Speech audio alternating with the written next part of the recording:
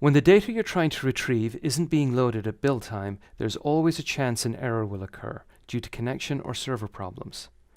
Error handling is important for a transparent experience for the user. What errors can happen for our app? We could not be connected to the internet. The currency server could be down. The currency server could one day require authentication. Or for APIs where we need authentication, our credentials may expire. Our input may not be valid. These are a few reasons, but as your app gains more features, there can be more error cases. We can use conditional checks and try catch statements to surface errors and, based on the error that we surface, show a relevant error message in the UI. Let's walk through a small example.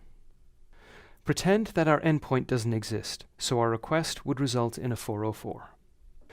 Currently, the app doesn't indicate that there's any error, but the conversion just doesn't work. There is nothing in the output box and the user may be confused. We'd like to add an error UI.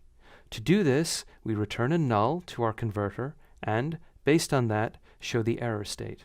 However, you could be more explicit and return a small JSON to the converter that indicates an error code and a more detailed message. We'd like to return a different UI for the error mode.